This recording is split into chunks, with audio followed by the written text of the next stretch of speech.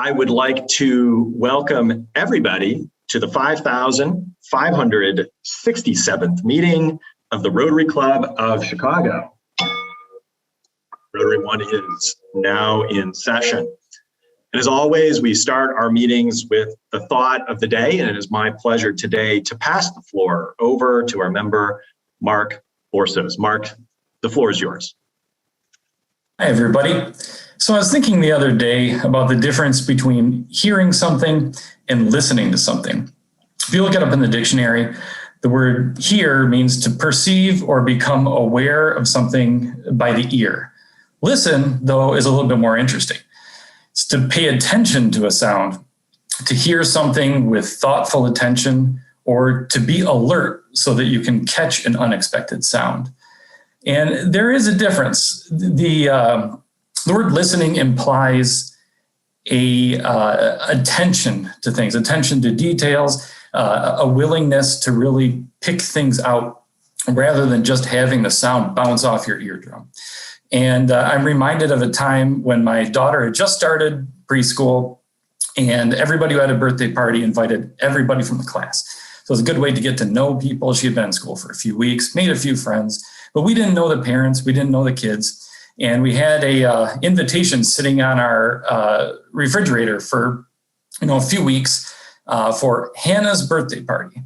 And so we knew Hannah's birthday party is coming up in 2 weeks. Hannah's birthday party is coming up in 1 week, a couple days. And then when the day got there, my wife took her to this party. She immediately recognized some of her little friends and started talking. And my wife looked around, saw one girl that she thought must be the birthday girl, seemed to be the center of attention. So she knelt down to my daughter and said, "Oh, is that Hannah?" My daughter looks over and she goes, "No, it's not Hannah." I said, I must have misread that. So she spends a little bit more time, sees that same girl is talking to the parents that seem to be coordinating everything. She thinks, she must be confused. That has to be Hannah. So she goes over again and says, I think that's Hannah. Are you sure that's not Hannah? And my daughter just stares at her and says, "It's not Hannah." Okay. So throughout the party, she asked a couple similar questions, got similar responses. And then afterwards, they were on the way to the car. And my wife said, "Well, did we make a mistake? Were we at the wrong birthday party? Did we somehow end up at some other kid in your class's birthday party? Who's this Hannah?" And my daughter says, "Mom, it was Hannah's birthday party." Hannah. And then it clicked. It wasn't that my daughter was saying, "That's not the birthday girl," or "That's not Hannah." It's not Hannah. It was all about the pronunciation. And so sometimes the attention to details is important. Being able to really listen and pick out intonation and tone, context. And it's a good reminder that when we're talking to people, we don't want to just hear what they're saying. We really want to listen. And that's my thought for the day. I think that's very good advice. Thank you so much, Mark. I love that story. That's great. I feel like I can take that one to heart because my name, though it looks simple, is often mispronounced and misspelled. So I'm sometimes a man of many names, but it is Eric Kemple, even though I often get Eric Semple. So I guess I should say the same thing when somebody says Eric Semple, I'd be like, "Well, there's no Eric Semple here." different person, different party. My name is surprisingly difficult to pronounce. It's only 6 letters, but people always want to add or subtract. So more than Borsos, I get Borso, Boros, Borosos, and Indeed. Well, thank you very much, Mark. Appreciate that. So the next thing I would like to do, and this is focused really on our members. If you're not a member of the club, you don't need to answer this, but we're going to post a very simple 1-question survey in the chat box for our members. And I would ask that our members please respond to this. Believe it or not, we're already getting close to the end of the Rotary year, which ends at the end of June. And so we're starting to think about Marga's installation on June 29th, or as my counterpart at the Rotary Club of Oakland says, my demotion from presidency here. So my reign will be over and Marga's will begin. And so we have a question here that's going to be posed for you about your level of comfort participating in the installation as an in-person event at the Union League Club of Chicago. I'm going to give you all just a few seconds to answer that question. And again, I would like that to basically gauge your level of interest in meeting in person. I've certainly heard a lot of that verbally. But I want to make sure that we have that interest and that people are feeling more and more comfortable. Certainly, the Rotarians I've spoken to have been vaccinated. I just got my own second shot yesterday. So don't worry, Marga, I'll be there if we have it in person. Eric, this is Shayda. Sorry, my chat is not working, but I'm yes for in person. Okay, wonderful. We'll mark you down for yes. Yes, thanks for that. Thanks for that. Very good. So the next thing I want to talk about very briefly here before we get into our program is Job One. You all hear me or Alita talking about Job One every week and how important this is for the students in the city of Chicago and just for the city of Chicago as a whole. We had a record number of students apply to this program. As a reminder for our guests, this program provides job skills training for Chicago high school students and then provides them with paid internships during the summer.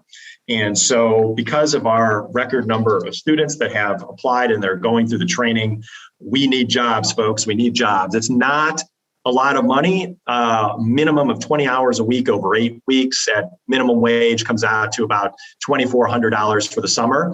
And yes, you are helping a student, but I guarantee you they're helping you even more. These are screened and trained students. We have never had an employer that wasn't absolutely thrilled at the end of the summer with the support that they got. So if you have an open position in your firm or you know somebody who might, please send them our way. And how do we pay for great things like Job One? Marga, can you give us a quick update on the annual campaign? Thank you, Eric. That is a very, very good question. And before I ask anything from you, what I want to say is thank you. Thank you to all those who have contributed to our two foundations, but also thank you for everything you do to help others, especially in these times of pandemic. Well, we have these foundations that are we're the engine, but then the foundations are the fuel that allows us to do even more projects that we're doing. This year, the club has been on fire with in-person projects, virtual, international projects. And really what we are seeing is that the enthusiasm is just growing by the day in the number of members that are joining the club and in the number of projects we're doing. So we're really expanding our wings. But for that, we need your contribution. And here I almost sound like somebody from a spring campaign in NPR, but yes, that's how it works. So, the good news is that we have a $60,000 goal for our Rotary One Foundation, and we need now less than $14,000. So you have now, between now and June 25th, to send your contributions. And we are saying June 25th, because we want to enter your contributions in this Rotary year. And for our goal for the Rotary International Foundation, that is $15,000, we need $3,600 to reach our goal. So you can go to the website and click. It's very easy to do that. If you can give a little bit to both foundations, that is wonderful, because the good news is that money comes back to us. for our projects. And you would like to know also that if you donate to the Rotary International Foundation, 92 cents of each dollar go to the beneficiary of the project. So it is a great investment. There are many ways of doing it. And feel free to contact us if you have any questions. But, we have the last few weeks of this campaign, and we'll be continue talking with everybody every week. So join us. Thank you so much, Eric. Thank you, Marga. And I will echo what you said and just thank all of the members who have contributed so far, as well as many of our guests. I do see when you register that many of you have contributed to our campaign, and it is extremely appreciated. So with that, we can move into our fantastic program for today. As a reminder, if you have questions for our speaker today, please do put them in the chat box to kind of keep the chaos a little bit controlled, and then I moderate the questions after the presentation. So Commissioner Gia Biagi was appointed as Commissioner of the Chicago Department of Transportation by Mayor Lightfoot in December of 2019, strategically right before the beginning of the pandemic.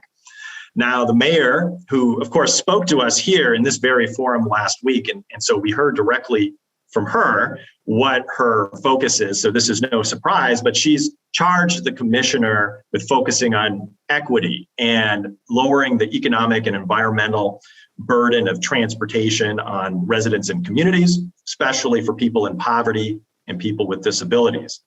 So for those of you who don't know, the Chicago Department of Transportation, CDOT, oversees a department responsible for Chicago's roadways and bridges, sidewalks and bike lanes, the citywide bike share system, traffic signals and signage, street lights, permitting, policies focused on complete streets, climate adaptation, and new mobility. Now, before working for the mayor, the commissioner was a principal at Studio Gang Architects, where she developed and led the urbanism and civic impact practice that specializes in urban design, planning, and strategy. And before that, she spent more than a decade as a planner for the city of Chicago, with roles that included chief of staff and director of planning for the Park District. And you can certainly read more about her in the newsletter, the Gyrator, or on our website. And I'd also like to point out that the commissioner has a major win under her belt this week with the long anticipated opening of the Navy Pier flyover, which I just may use when I fly home tonight. There is one more little piece that I'm going to sort of add into the introduction here, kind of impromptu, but I just learned it right before you came on, Commissioner. Nadia, do you want to tell the commissioner and our audience what you told us before the program about one more interesting connection here with the commissioner? If you want to unmute yourself. I'm embarrassed now. I'm never talking again. Okay, so hi, Gia. Gia is my host brother's wife. So I've known her for many, many years, and it's really great for me to be able to, I'm all red now. You cannot say it, I'm all red. So it's really great for me to be able to listen to her because I haven't seen them in a while. I phoned my host mom on Monday to say Happy Mother's Day. So I told Gia I was going to join the club's meeting. So I was able to listen to her and see the awesome things that are going on in Chicago right now. Well, thank you so much, Nadia, for being on. And I love that there's a Rotary connection in all of this, because isn't there always? So with that, Commissioner, thanks so much for joining us today, and the floor is yours. Sure. It's so great to be here today. You know, there's one more familial connection, which is my father's a Rotarian. He just recently received the Paul Harris Award, where he's at in Massachusetts, and my sister-in-law is a Rotarian. So there was no way I could decline coming here today. So thank you so much. Great to see you, Nadia. It's so awesome. I'm going to try to share my screen, so you'll let me know if that works. Okay. Let's see. Can you see my screen? Yes, ma'am. On the road? All right. Good. So Well, so thanks again. And let's hope I'm in line with what my boss came and said last week. So that's always good. So you'll let me know if I'm out of line. But so I called the conversation today on the road, right? Because we're focused on roads here at the Chicago Department of Transportation, and we call ourselves CDOT. But we are getting back on the road. And I think you pointed out, the opportune time. I think I stepped in about a year ago. I was on the job for maybe a month or two, and then this thing called COVID landed, and here we are. So I thought I would talk a little bit about just who we are as a department, and then maybe about what we did during COVID and continue to do, and then where we're going as a city. So let's see, sure, next slide. So, we obviously oversee a lot of our city. We have, I'll show you all the statistics about the 4,000 miles of streets and our 400 bridge and viaduct structures. And when you snap it all together and think about it, we're really managing the connective tissue between every neighborhood. We're on every block. We're connecting, you with the first step out your front door to where you go in that day, whether that's sidewalks, whether it's the street lights that light it up, whether it's even maybe the scooter that you used during our pilot program. When you kind of put that all together and just throw some stats on the page, it's really significant. And I think what it's doing, when you think about all of that infrastructure and the programming we do with it, it proffers a question that I have been thinking about from back in the days when I was at the Park District through working at Studio Gang, which is, how do we leverage what we own in common to do more for our city as a whole? And when you're running the transportation system, the network and the tabletop that things like our Chicago Transit Authority run on, there's no excuse, right? Every neighborhood has opportunity. Every neighborhood has assets. And the question is, how do you go about determining what you do, how you partner, when you do it, and all the rest? So a few things that we do, I'll just put into some quick buckets here. So mobility and transit, and you heard a little bit about that in the introduction. So like I said, we're sort of the game board that CTA plays on, right? And so we're working together on building dedicated bus lanes that really expedite use of public transit so you can get from where you are to where you need to be with the least amount of friction possible. You heard we run the city's bike share system. It's the largest by geography bike share system in the country. And then we also look at, how do we connect those dots between people who walk and people who bike and get on a train and use a vehicle and all the rest. In order to make that happen, though, we do a lot of design and engineering and planning. And so that includes thinking about the geometries of our street design. How do we slow down traffic to make it safer for pedestrians? How do we really share the road in creating dedicated bikeways?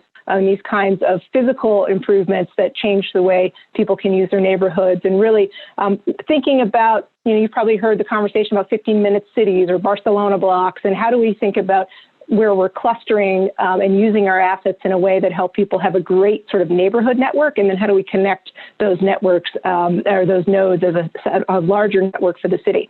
So we also do a ton of construction and maintenance and stewardship. And so we're planting trees on your major arterial streets. We're fixing those bridges and viaduct structures. We're hanging the street signs. We are making the street signs, hanging them. The way that you find out where you are in the city, we have something to do with that. And that's sort of it's a everyday activity that is easy to pass by, but it's something that we're out there on the streets and have been out there through COVID the entire way, making sure our city's in a state of good repair.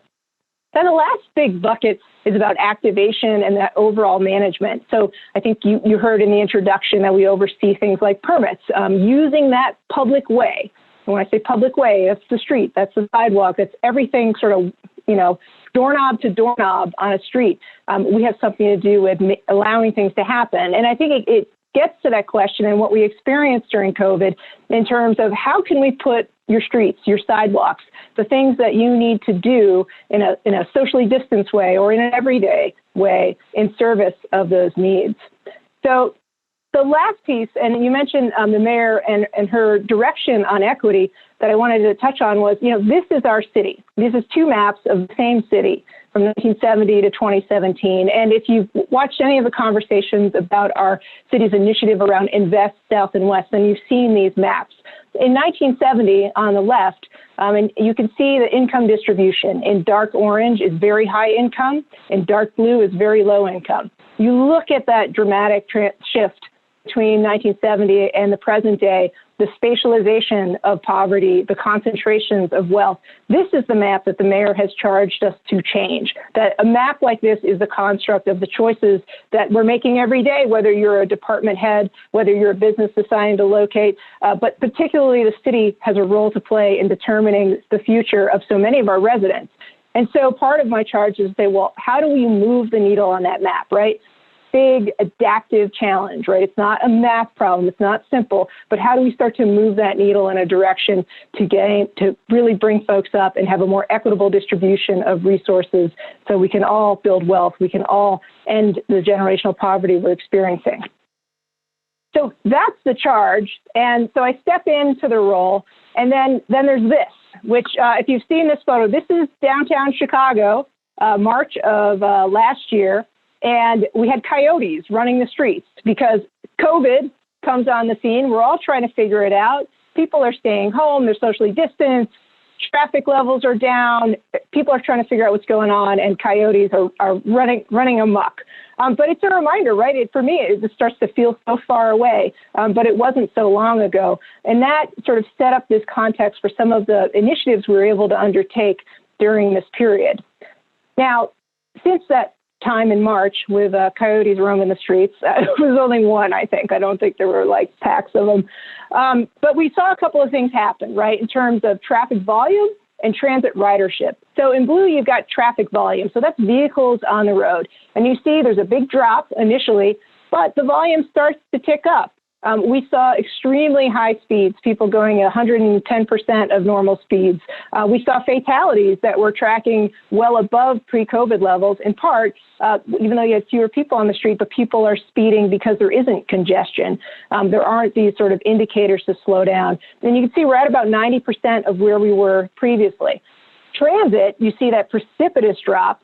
And really, it's just trying to climb back. And so, we have good news. We know that over 75% of folks surveyed by the Regional Transportation Authority said that ones who used to take public transit, they feel they will return to that. So that's a good signal. We're at about 30% in terms of ridership, and that's a challenge. We don't want to see a carpocalypse. So a couple of things that we did during COVID. We expanded our bike share network by 50 miles and all on the south side. So you remember that map? That's also a place that needs more service in terms of transit options. And so we expanded our Divvy bike share program. We offered free rides. We created these massive discounts. And we also launched a scooter pilot, which if you're in Chicago, you either love it or you hate it. But it was another kind of mobility we call micro mobility to help people move around.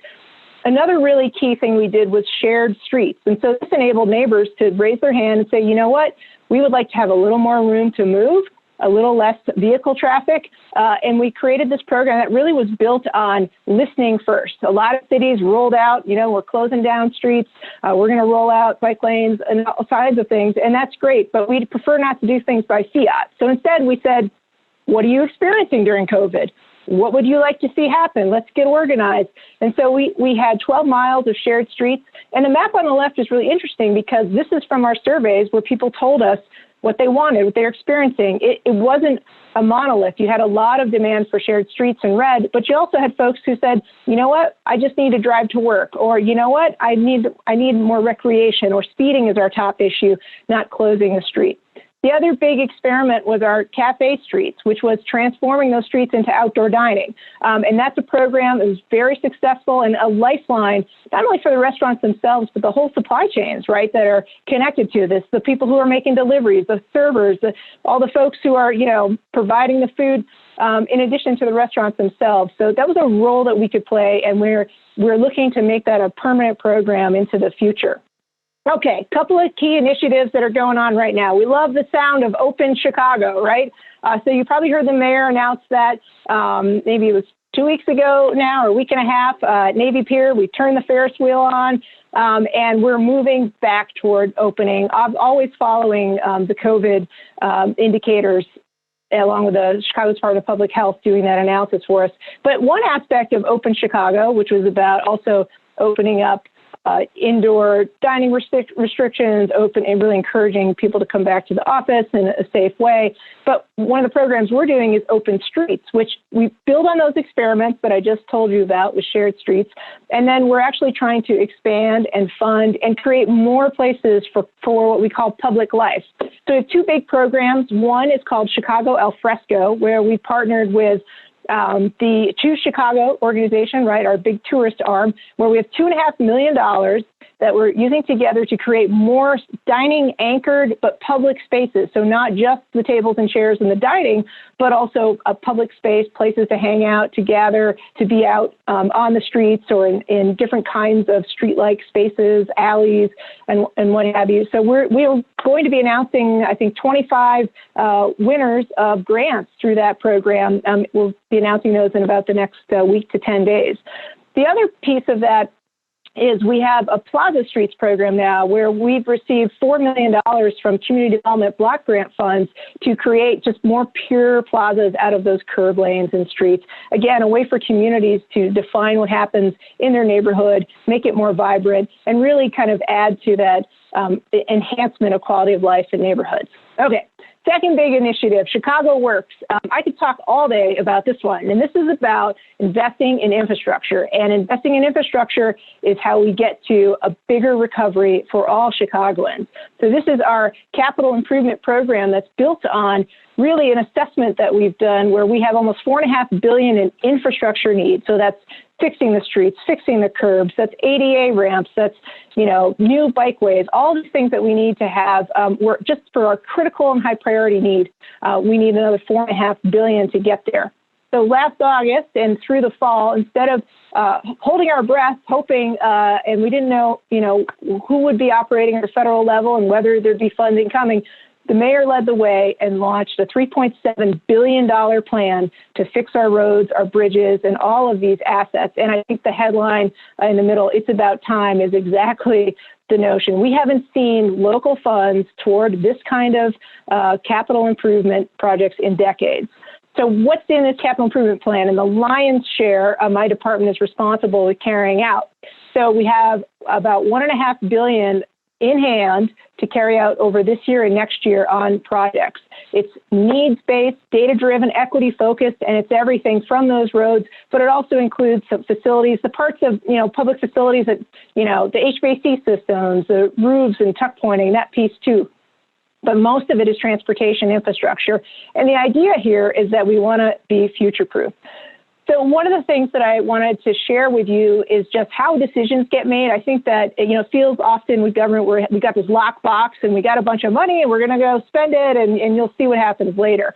But I like talking about how we make decisions because I think it helps give a window into kind of the magnitude and the care that we're working with here. So one thing we use a lot of data.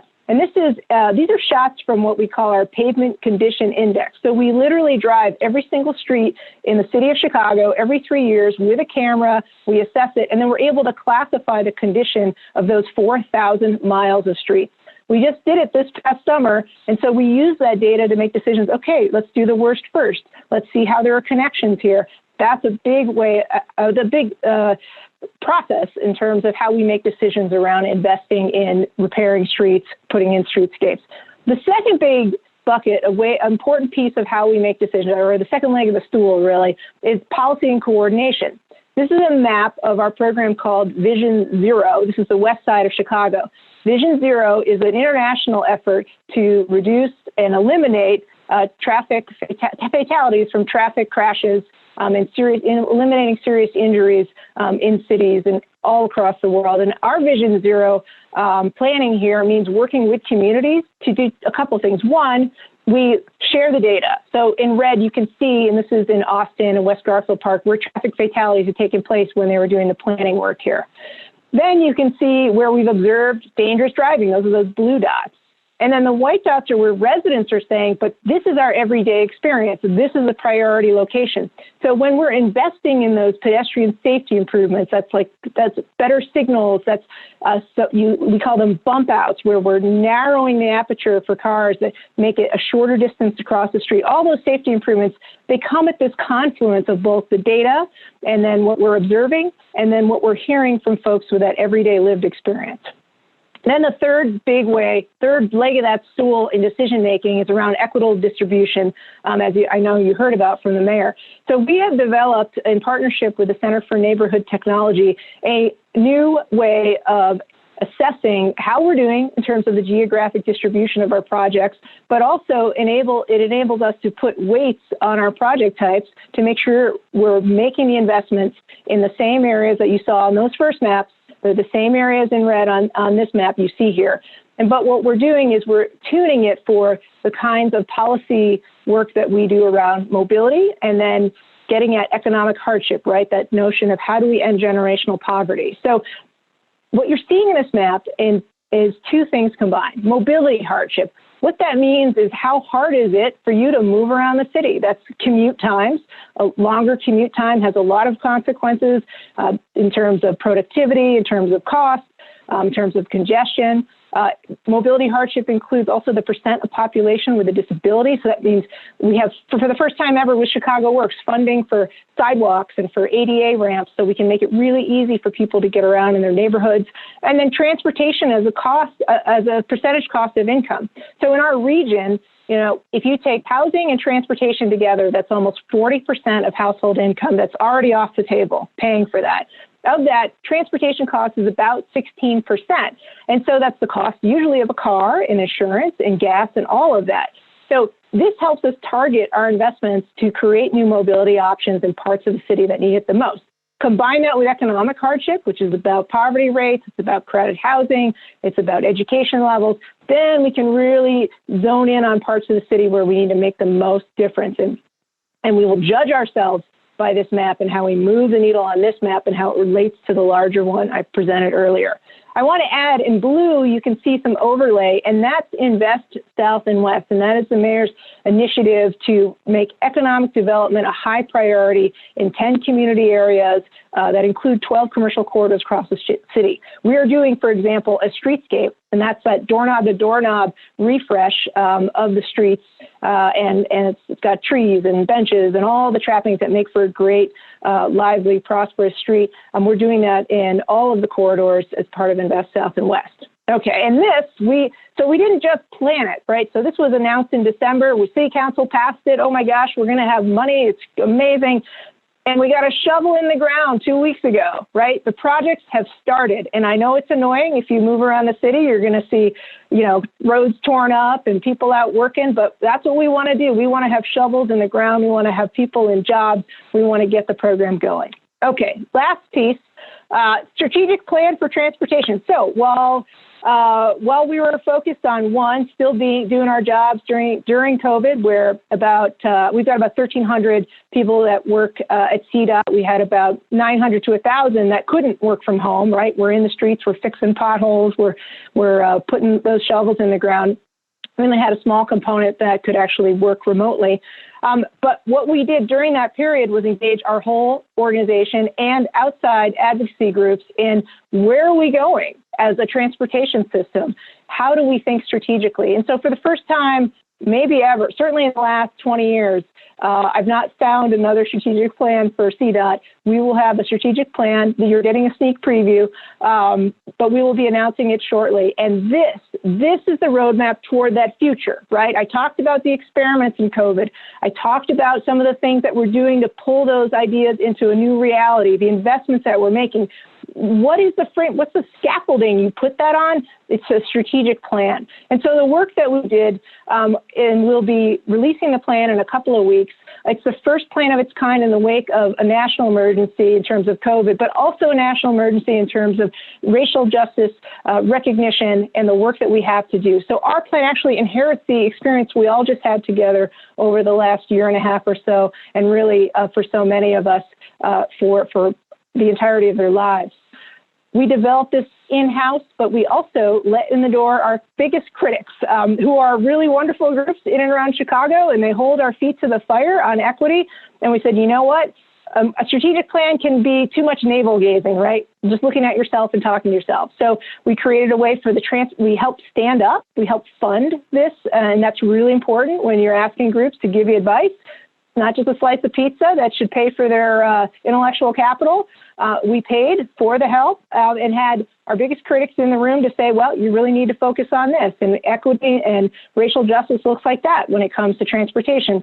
So we actually, in our plan, we have a whole call and response between the verbatim equity challenges that this group gave us. And it's really 40 groups. It's beyond those groups you can see here.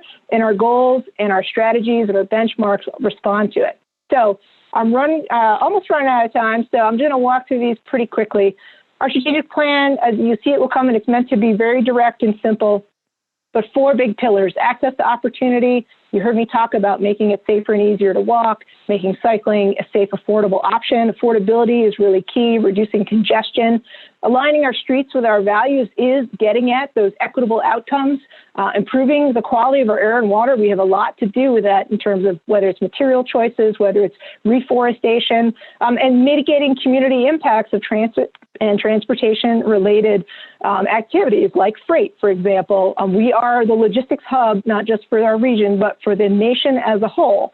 But that also means that there's a huge impact on communities, particularly communities of color. And so that's something that we have to be attuned to and set goals around.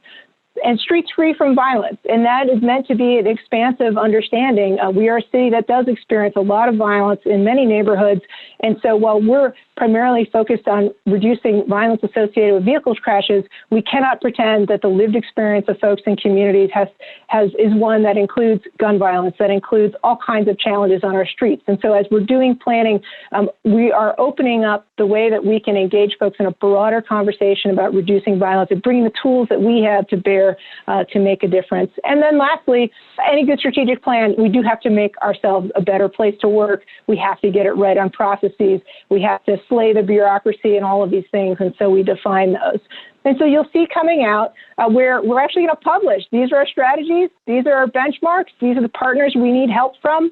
And we're going to be as transparent as possible. This roadmap that we will publish, it's my roadmap. It's the same thing hanging on my wall that the public can see as well. And so you can hold our feet to the fire and we can argue about how to get there. But it's really important, I think, as an organization for us to say we are working on things.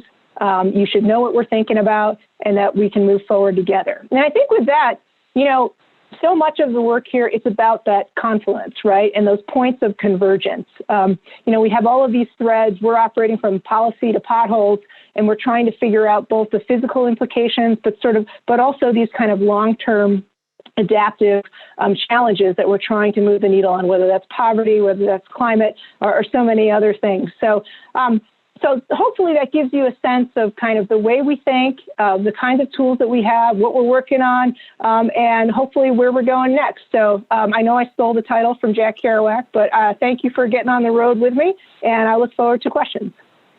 Well, thank you so much, Commissioner. And I just want to say that as a transportation planning and policy wonk by trade, I definitely appreciate that you have been putting together that strategic plan, because you're right, there isn't one. Certainly not for the last 20 years, and it's not something that the city has traditionally done a good job of. It tends to be a little bit more ad hoc in this city traditionally for planning, kind of development to development. So I think that's well needed.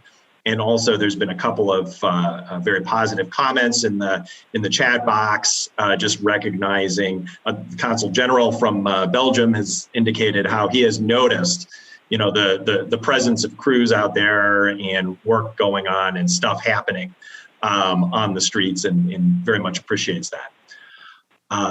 We have a couple of questions that have come in, so I'm going to share some of those with you. And I'm going to start with a bike commuting question, because that one is also near and dear to my heart, since I bike around a lot myself as well. And the question is just about, very typical concerns with bike lanes about people parking in bike lanes and snow removal in bike lanes, and anything we can do to make bicyclists commuting safer, particularly in regards to those two issues. Yeah, as an avid cyclist myself, I lose my mind, as I'm sure everyone does, when you're like, why does Amazon have to park in the bike lane? And I have the luxury of, well, I don't know if it's luxury. I get out and excuse me, you can't park here.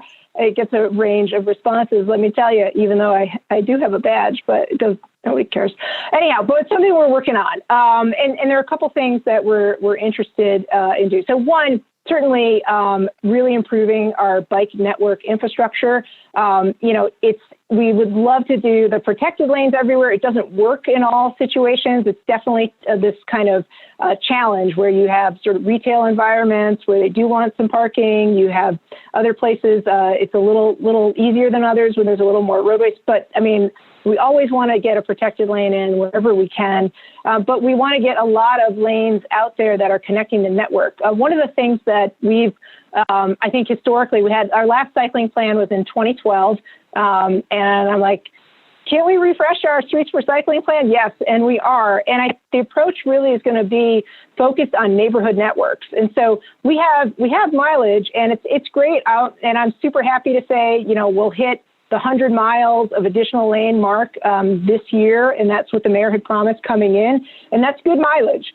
But I'd rather have 1 mile of the best connection, right, of filling in the gaps in the network, than the big muscly statistic. Oh, I want those two if I'm honest about it. But connecting the neighborhood network is what we're really focused on. So we have some bike planning community engagement workshops underway where we're talking about how do we connect that network? How do we think in that nodal way and then connecting it? I noticed in the question too, maintenance of bike lanes, it's absolutely critical. One of the things we're trying to staff up so we can get more folks to not only repair those, but also our public way inspectors. Those are the folks who actually can offer the citations. And so, you can't park in the bike lane. But it's definitely challenging. I mean, I think we're working on it. The snow this year was tough on bike lanes. So streets and sand, that's a different department. They plow the roads. We plow our bike lanes, protected bike lanes. And so what you had this year was our friends at Streets, they'd plow the road and the snow would go in the bike lane. We'd plow out the bike lane and the snow would either go on the sidewalk or the road. Then they'd plow it back in the bike lane. So we're like, okay, so we're working on that. It was a tough snow, but we have recently bought bike sweepers. So there's sweeping machines so we can get at those lanes. But yeah, it's definitely something that as we expand the network, we need to continue to do better. So in a similar kind of direction here relating to issues for bike lanes or frankly anywhere in the right of way. Obviously, when it comes to transportation safety, we know that enforcement is certainly one of the key elements of that. And so one of the questions was, how do we deal with the enforcement side of things a little better? Obviously, there's a lot of challenges and complications there, sometimes unlicensed vehicles, for example, but clearly that's going to be key for the traffic safety side of things as well. So how do we deal with that? Or how do we better deal with that? No, it's a great question. So one of the things, and I was flashing my slides really quick, but one of our strategies in our strategic plan is to develop a curb management plan, and that we don't have one. So curb management, that's that contested space. It's where the bike lane is. It's where people park. It's where the delivery drivers are. But we really need to have both standards and policies around it. What we know is that delivery companies, they build the cost of the ticket into their budget.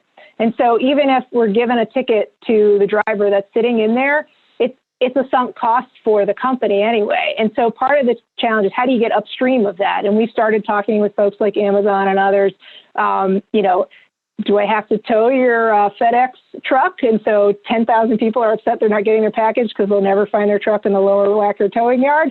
Wouldn't want to go that far, maybe. But we're definitely looking at how can we get upstream on enforcement? We don't, it's not the driver. It's driver behavior, yes, but there's also like the whole system is set up where folks that, they want to park at the front door, right, and go just 10 feet in, 10 feet out. And some of that is a construct of the pressures I think the drivers are under too. So we're trying to balance that. But our curb management planning will be taking on these issues and whether it's enforcement, whether it's some street design that we could do. I think, how do we set the conditions? So we're actually creating places where if there are pickups and drop-offs, there's a way that it's less of an impediment. We're also experimenting with raised bike lanes, by the way. You see those in Copenhagen, one of my favorite cities to cycle around. And we're not Copenhagen, but we are looking at ways that we can embed into the infrastructure ways that we can say it's very clear here. I don't have to be here to ticket you. You can't even use this space. So it's a lot. But again, it's sort of the kind of thing that our cycling plan is over. It's a decade old at this point. So it's time to update with the technologies, think differently about it, and get some of those measures in place where we can, and policies in place where we can do some, the carrot and the stick at the same time.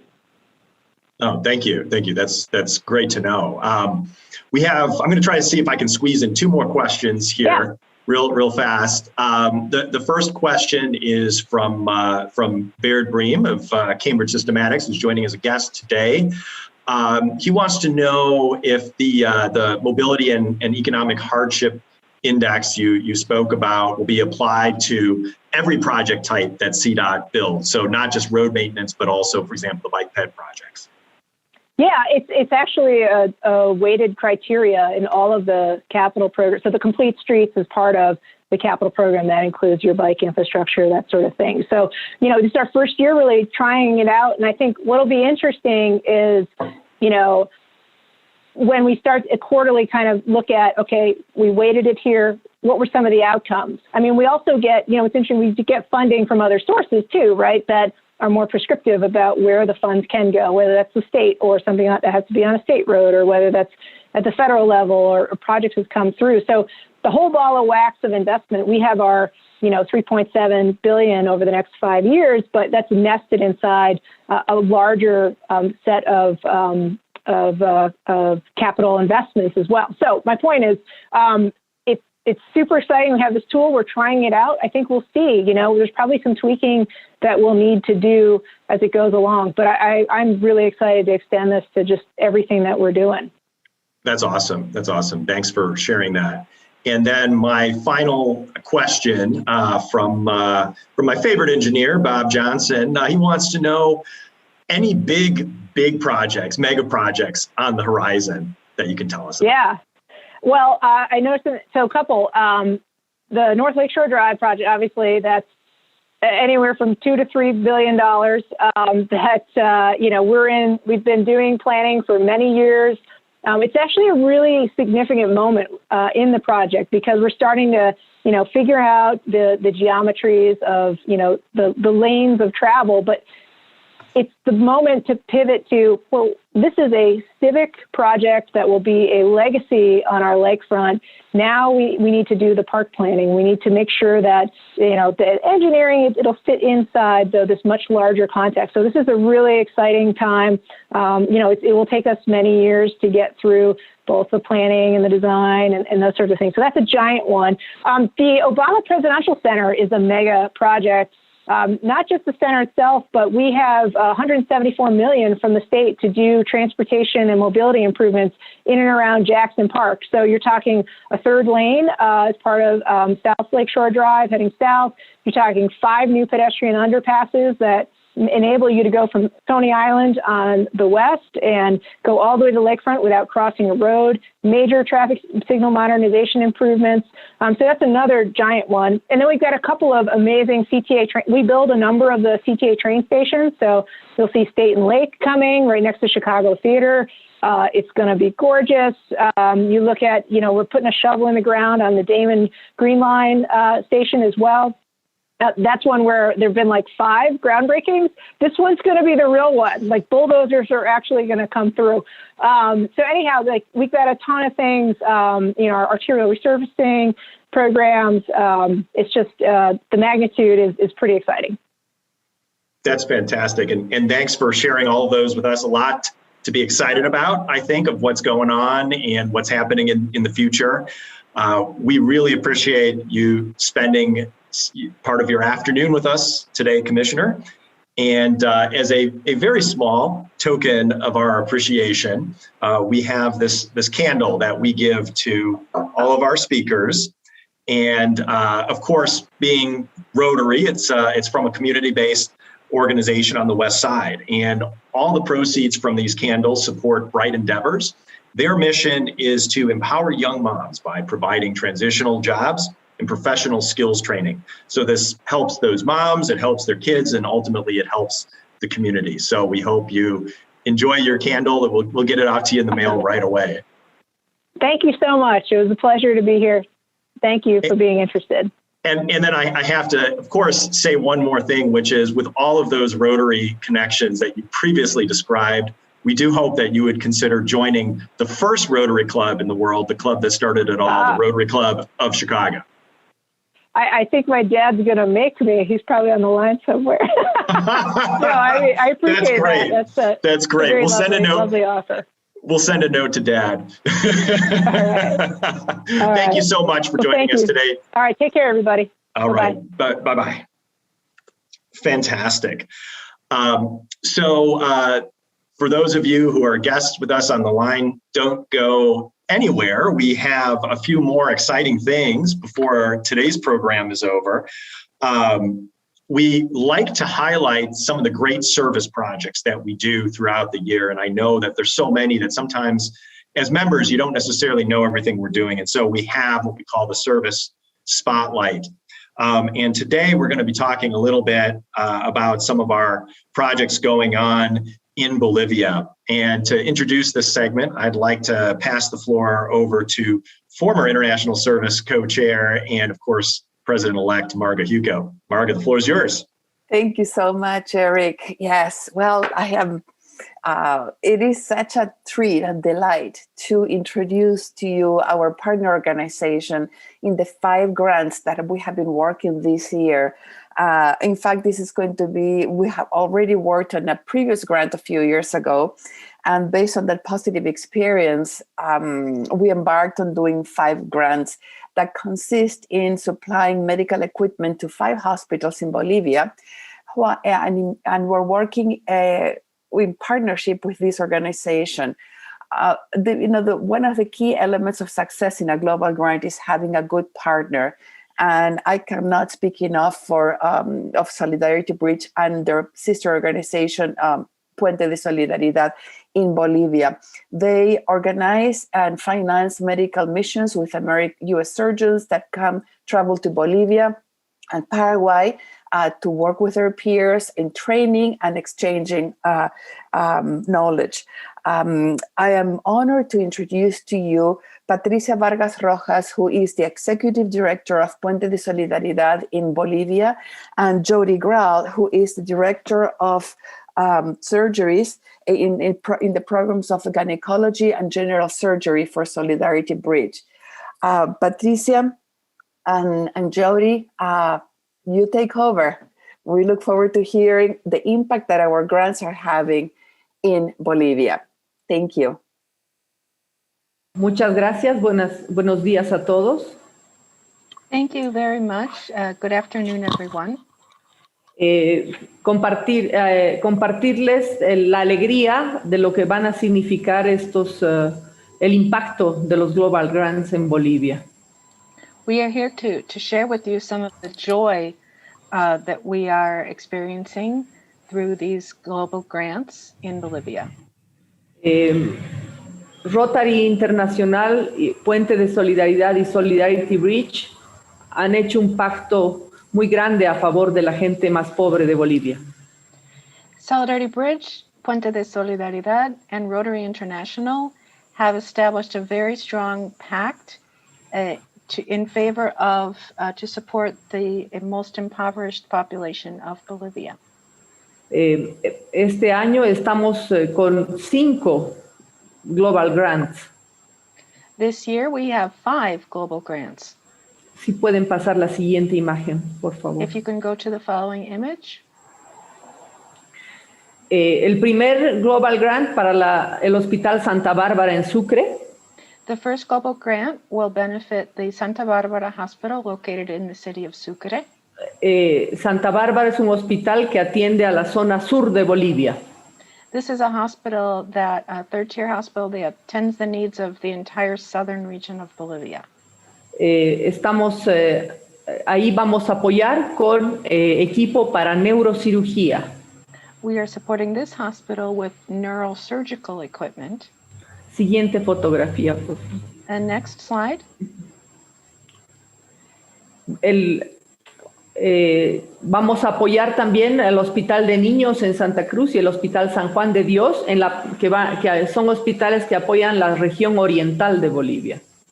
And we are also supporting two critical hospitals in the city of Santa Cruz, the Children's Hospital and the San Juan de Dios Hospital. These are the two main leading third-tier public hospitals that serve the entire eastern region of Bolivia. Estos tres hospitales constituyen hospitales de tercer nivel, quiere decir hospitales de especialidad. So all three of these hospitals, they are third-tier hospitals, which means that they cover all of the specialties. Estos tres hospitales hacen cirugías de alta complejidad y necesitan estos equipos que hemos presentado en los Global Grants. And these are hospitals that are required to perform the most complex surgeries, and for that reason they need the high-tech equipment that we have requested through these grants. Next, please. El Hospital de Misque está en la zona central de Bolivia. The Misque Hospital is in the region in central Bolivia. Y nos permite atender a pacientes, sobre todo de comunidades indígenas. And this is a hospital that we are going to help them be able to care for, in particular, the indigenous populations of central Bolivia. Para este hospital se ha pensado el apoyo con el equipamiento de la sala de emergencia. The support for this hospital will be primarily for the emergency room. Esto va a permitir atender a los pacientes en el lugar sin que tengan que trasladarse a la ciudad más cercana, que está a 4 horas y media. And the difference that this will make is that people will be able to receive emergency services here in their community. Otherwise, until now, they have had to travel 4 hours away for any type of critical injury or illness. Next, please. Y el último hospital que ayudaremos será el Hospital de Clisa, que también está en otra zona del Valle de Cochabamba. And then the final hospital that we are supporting is located in the town of Clisa, which is another part of the central Bolivian region, known as the High Valley. Este hospital atiende a 15 comunidades de la zona central del Valle de Cochabamba. This hospital treats the needs of 15 communities in the central region of the Cochabamba state. Este hospital lo vamos a equipar con un equipo de rayos X. In this hospital, we will be providing them with X-ray imaging equipment. Estos 5 hospitales además son hospitales escuela, donde los futuros médicos se preparan en su profesión. All 5 of these hospitals that we are supporting are also very important teaching hospitals. They are preparing and training the future doctors of Bolivia. Con el apoyo a estos hospitales vamos a permitir que cerca de 60 médicos y 50 enfermeras mejoren su atención a los pacientes. Through these 5 grants, we are going to be able to help a total of around 60 doctors and 60 nurses in helping them to better be able to meet the needs of their patients. Next, please. El trabajo de Solidarity Bridge y Puente de Solidaridad es ayudar a avanzar la medicina en Bolivia a través de la capacitación y el entrenamiento. The overall work of Puente de Solidaridad and Solidarity Bridge is to advance the level of care in Bolivia through training and equipping. Next, please. Durante nuestro trabajo en estos 5 hospitales, habrán misiones de médicos de Estados Unidos hacia Bolivia para trabajar con sus pares bolivianos. As part of our work with these 5 hospitals, there will also be, as there have been, mission team visits so that U.S. medical professionals can work with their peers. Así ayudaremos no solo a los pacientes, sino también a que los médicos tengan acceso a nuevas tecnologías y nuevas técnicas quirúrgicas. So our support not only goes to the benefit of the patients, but also we are helping the doctors and nurses of Bolivia to be able to access and put to use improved technologies, improved techniques, and improved procedures to better be able to take care of their populations. Next, please. Muchísimas gracias porque esta alianza entre los clubes rotarios de Bolivia, Estados Unidos y Puente de Solidaridad, Solidarity Bridge, va a ayudar a avanzar la medicina en Bolivia y atender mejor a los pacientes que necesitan ayuda. Thank you so much. This alliance between U.S. and Bolivian Rotary clubs and Puente de Solidaridad and Solidarity Bridge is going to lead to major steps in improvement of the quality and reach of medical care throughout Bolivia. Eso es todo. Muchísimas gracias por su solidaridad. That is everything. Thank you so much for your solidarity. Patricia, thank you so much for your words. And if I can say something, Eric, these 2 organizations are truly extraordinary, what they have been able to accomplish in the last 20-something years. In the chat box, you are going to see a documentary that PBS did for the organizations on their series Visionaries. I recommend you copy the link and get to know these organizations better because it is just extraordinary. So thank you so much. Thank you, Marga. And thank you so much, Patricia, for all that you're doing and for the great partnership that you have with the Rotary Club of Chicago. I hope, would you be able to stay after the end of the meeting in case anybody has any questions? Patricia, ¿podría quedarte al final de la reunión por si alguien tiene preguntas? Claro, claro que sí. Of course. Awesome. Yes. Awesome. Thank you so much. So we have about 8 minutes left in our meeting here today. I know we've been running a little bit long, but we've been having such great conversations and questions and presentations. So I hate to cut such great content short. So if you will permit me, I am going to skip over the introduction of guests for today. Fortunately, we had some good guest introductions right before the meeting started. And if any of you want to introduce yourself to me and the others, I will hang out on the meeting after 1:20. And also you can, if you want to ask questions about Solidarity Bridge and Bolivia, you can hang out on the call after 1:20 and we can have those conversations. So with that, I am going to jump right into our announcements. And as always, we have some great things to talk about here. First of all, as always, I want to thank our volunteers who do such great work. Of course, many are doing things behind the scenes by writing global grants and serving on committees every day and every week, and we always appreciate that. And I also appreciate the hands-on service for Job 1. Last week, we had additional training sessions. Every weekend, we've been having training sessions for our students. So thank you, Alita, Joel Tim, Katie De La Hunt, Lisa Russ, new member Spencer Swice, and our Rotaractors, Donner, Nick, and Juan Charles. Thank you so much for helping out training the students for Job 1. And of course, every week We have our Maple Point delivery of meals for seniors. So as always, Shada and family, thank you for coming on out. And I understand that we also had a few others, Nancy Kelkbrenner and Nitha Nagavati. Thanks guys for coming out and helping out.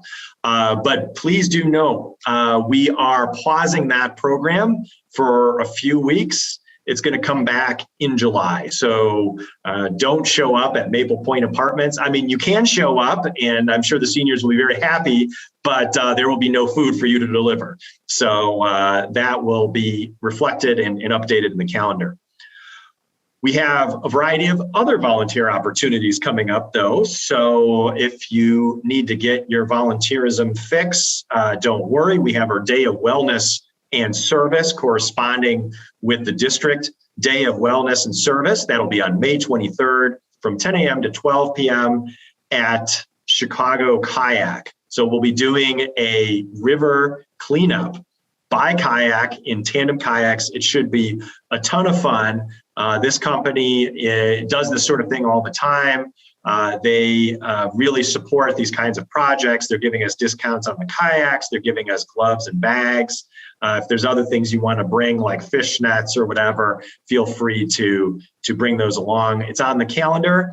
There is a cost for sign up because we do still have to pay for the kayaks. But if you're a member of the club, lunch is on us. So please do sign up for that. Sign up for that this week if you can, because we do need to indicate the number of kayaks that we're going to need. So it's on the calendar. It's also in the gyrator and it is in the chat box right now. On May 29th, we're going to have a little bit of a sorting event, sorting, QA, QC, and folding of garments, semi-finished garments that were put together. You may recall this if you've been around the club since at least before the pandemic, but we had a whole huge event for Haiti where we were taking bits and pieces of clothing and starting to sew them together into children's clothing, which we would then ship to Haiti. And while a bunch of that was completed, some of it was only partially completed. And so we're going to kick that back into gear. And so on May 29th, there's an opportunity to come out and help Bernard sort through what we have left. It won't be a sewing event. That'll come later in the summer, but we need a little picking through the clothing that's been put together so far. Have a couple of other great things coming up. The Special Fathers Network, an organization put together by our very own David Hirsch, has its annual virtual conference this Saturday, May 15th from 7:30 a.m. to 3 p.m. So this is a dad-to-dad mentoring program for fathers raising children with special needs. Rotary One is a conference sponsor. And so if you're interested in attending, you can actually get a discount and actually might even have a few free registrations. So there is a discount code. It is in the gyrator. If any of our guests are interested, reach out. We'll hook you up as well. The lineup of speakers is fantastic, as you may imagine. Not surprising because this is being organized by our own renowned programs co-chair, David Hirsch.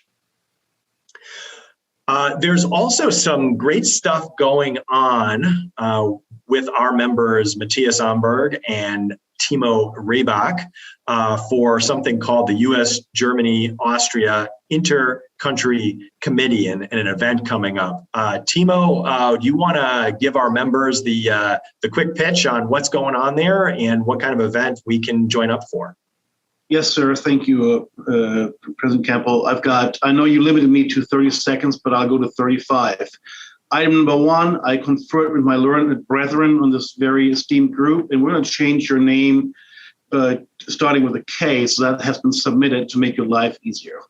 Thank you. Second, the reason that you asked me to speak is, yes, our friend Amberg and I were members of the U.S., German, Austria Intercounty Committee, and that's something that emanated from the Hamburg Convention. There are three pillars there. Promotion of youth exchange, really. There's a think tank, and then there are international service projects. The one thing that's coming up on June 1 is a presentation by a very dear friend of mine, Mr. Professor James Bindenagel. He is the former ambassador of the United States to Eastern Germany. And he currently is a professor at the University of Bonn. And he's going to talk about the reunification. He happened to be the ambassador when the wall came down. So he's got some really cool stories to tell. But because he's back in Germany now, he's talking about a big picture thing, from peace to power. I'll work with Karen to make sure that it's going to be part of the gyrator. I would love to see all of you guys there. I think it's going to be a perfect, a really interesting event designed to promote cultural and intellectual exchange. It's on June 1 at noon our time. We'll have people from all over the US on there, as well as Germany and Austria. With that, I'm done. I hope I stayed within the time. All right. Thank you so much, Timo, and thanks for all the work that you guys are putting into this. I like the way this program is developing.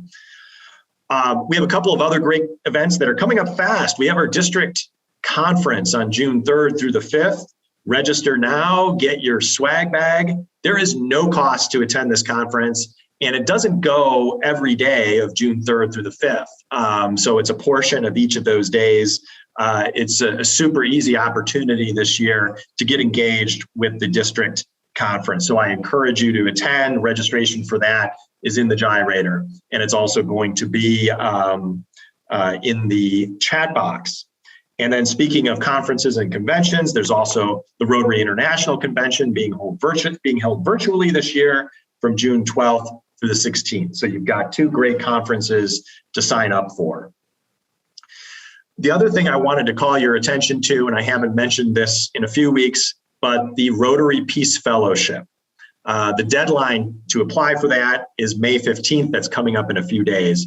If that's something you're interested in and you want to learn more, reach out to us, reach out to the district. More information is included in the gyrator. We would also be happy to share that with you directly if you're interested in applying for that Peace Fellowship. A couple of other events with some of our partner organizations going on tomorrow, May 12th, 7 to 8 p.m. The Chicago Children's Advocacy Center is doing a program to help shine a light on child abuse. If that's something you want to learn more about and also help support that organization, you can sign up. Again, that information is in the gyrator. Similarly, the Illinois Medical District Guest House is an organization that we continue to support. We're supporting again this year by helping to sponsor their fundraiser. It's a golf outing Wednesday, May 19th at Seven Bridges Golf Club in Woodridge. Tee times start as early as 8 a.m. So if that's something you're interested in, and if you're a golfer, not a fake golfer like me, even though I enjoy it, you can sign up online through the gyrator to participate in that event. And then finally, an organization called the Edward G. Irvin Foundation, very much in alignment with what we do in terms of supporting students. We're developing a relationship with this group. They're supporting their scholarships by selling some popcorn. I'm told it's very tasty popcorn. It certainly looks tasty. So if you like popcorn and you like supporting high school students, this would be a good fundraiser to help support with a little bit of your money. As always, we have a bunch of great meetings coming up for our club. The committee meetings always on the calendar. We always encourage people to participate in those and see how the work of the club gets done.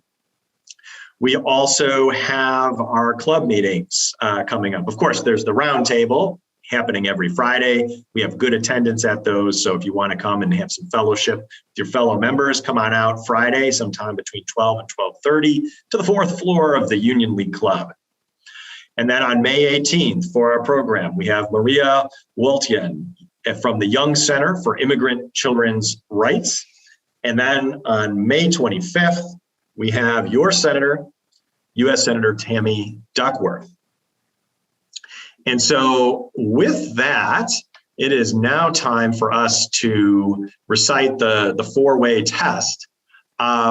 Andres, if you're still on, would you do us the pleasure of reciting the four-way test? We'll put the four-way test up on the screen right now. And if you're still on, I'd like you to read the four-way test, please.